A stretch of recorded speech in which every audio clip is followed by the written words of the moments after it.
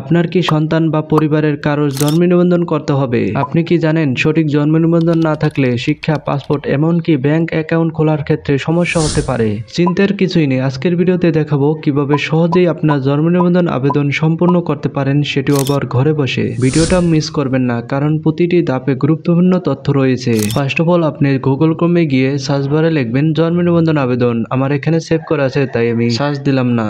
তারপর জন্ম নিবন্ধনের উপরে ক্লিক করে জন্ম নিবন্ধন আবেদন এখানে ক্লিক করবেন। তারপর আপনি কোন ঠিকানায় জন্ম নিবন্ধন আবেদন করতে চান সেটা সিলেক্ট করে দিবেন। প্রথমে আপনি নামের প্রথম অংশ বাংলায় লিখবেন, তারপর নামের শেষের অংশ বাংলায় লিখবেন। এখানে ইংরেজি নামের প্রথম অংশ, এখানে ইংরেজি নামের শেষের অংশ দিবেন। তারপর আপনি নিচে এখানে জন্ম তারিখটা দিবেন, প্রথমে দিন, তারপর হচ্ছে মাস, তারপর আপনি বছরটা দিয়ে দিবেন। তারপর এরকমের একটা উইন্ডো আসবে, এখানে এটা সিলেক্ট করবেন। পিতামাতার কততম সন্তান সেটা সিলেক্ট করে দিবেন। তারপর সে মহিলা না পুরুষ সেটা সিলেক্ট করে দিবেন। যেই ব্যক্তি জন্ম নিবন্ধন আবেদন করবেন সেই ব্যক্তি যদি এনআইডি কার্ড থাকে তাহলে এনআইডি কার্ডের নাম্বারটা দিয়ে দিবেন, এটা প্রয়োজন ক্ষেত্রে লাগে। এখানে একটু কথা আছে, আপনার জন্মস্থানের ঠিকানা যেখানে দিবেন সেখানের ইউনিয়ন পরিষদ অফিসে কাগজপত্র জমা দিতে হবে। আর যদি শহরের অঞ্চলে হয় পৌরসভা বা সিটি কর্পোরেশনে অফিসে দিতে হবে।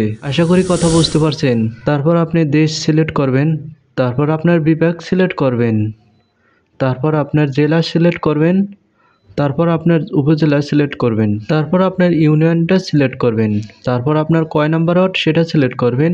এখানে আপনার ডাকঘর বাংলায় লিখে দেবেন, এখানে ডাকঘর ইংরেজিতে, এখানে আপনার গ্রাম বা মহল্লার নাম লিখবেন, তারপর আপনার গ্রাম বা মহল্লার নাম ইংরেজিতে লিখবেন। আপনার লেখা হয়ে গেলে পরবর্তী বাটনে ক্লিক করবেন। এখানে একটা কথা আছে, আপনার যদি 23 বছরের নিচে হয় তাহলে আপনার বাধ্যতামূলক বাপমার জন্ম নিবন্ধন লাগবে। আর যদি আপনি 23 বছরের উপর হন তাহলে পিতামাতার এনআইডি কার্ড দিয়ে হয়ে যাবে।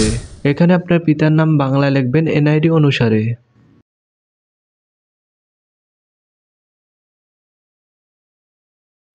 তারপর আপনার পিতার নাম ইংরেজিতে লিখবেন।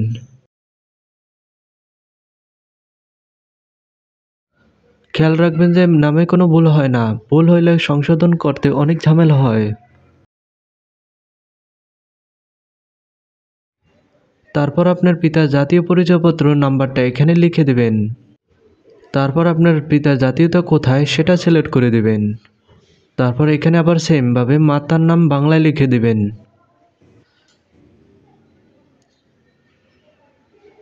তারপর আপনার মাতার নাম ইংরেজিতে লিখবেন।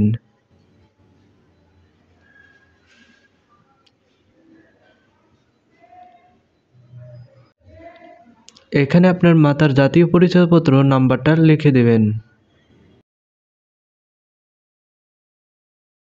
সর্বশেষে মাতার জাতীয়তা সিলেক্ট করে দিবেন। তারপর আপনার মাতা পিতার নাম লিখছেন সেগুলো চেক করে নেবেন ঠিক আছে কিনা। তারপর পরবর্তী বাটনে ক্লিক করবেন। জন্মস্থান ও স্থায়ী ঠিকানা এক হলে এখানে ক্লিক করবেন। স্থায়ী ঠিকানা ও বর্তমান ঠিকানা এক হলে এখানে ক্লিক করবেন। আর যদি এক না হলে আপনার ঠিকানা দিয়ে দেবেন। পরবর্তীতে আসার পর এখানে আপনি নিজ সিলেক্ট করবেন। তারপর আপনি এখানে ক্লিক করে কাগজপত্র জমা দিবেন। প্রথমে আপনি প্রত্যয়নপত্র দিবেন অথবা স্কুল সার্টিফিকেট। তারপর এখানে ক্লিক করে এই উপরেরটা সিলেক্ট করবেন, তারপর স্টার্ট।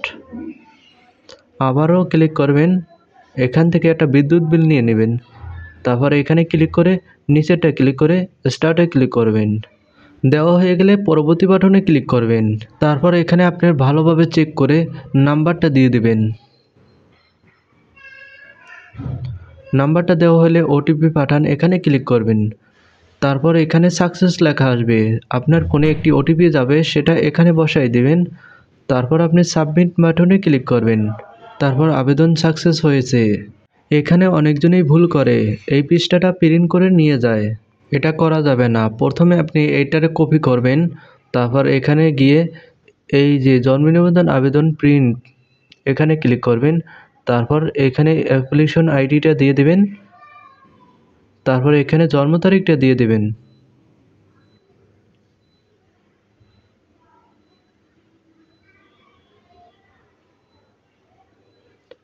দেওয়ার পর আপনি প্রিন্টে ক্লিক করবেন।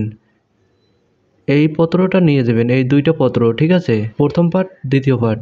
আপনারা এই পত্রটি প্রিন্ট করে নিতে পারেন, আমি সেভ দিয়ে সরাসরি পাঠাই দেব। এবার আসি এই পত্রটির সাথে কি কি কাগজ লাগবে। টিকার কার্ড অথবা স্কুল সার্টিফিকেট, পিতামাতা জন্ম নিবন্ধন অথবা এনআইডি কার্ড, আর সর্বশেষ ঠিকানা প্রমাণের জন্য একটি কাগজের বিদ্যুৎ বিল লাগবে। আমি কিন্তু শিশুদের ও প্রাপ্তবয়স্কের যা যা কাগজপত্র লাগবে সেটাই বললাম। যদি আপনি এই টিউটোরিয়ালটি পছন্দ করেন তবে লাইক দিতে ভুলবেন না এবং শেয়ার করে অন্যদের সাহায্য করুন, কারণ জন্ম নিবন্ধন সবার জন্য অপরিহার্য। আশা করি এই ভিডিও দেখে এখন আপনি নিজের জন্ম নিবন্ধন আবেদন করতে পারবেন। এরকমের গুরুত্বপূর্ণ ভিডিও আমাদের চ্যানেলে অথবা ফেসবুক পেজে প্রতিদিন আপলোড দেওয়া হচ্ছে। যদি মিস না করতে চান তাহলে চ্যানেলটি সাবস্ক্রাইব করুন অথবা ফেসবুক পেজে ফলো দিয়ে রাখুন।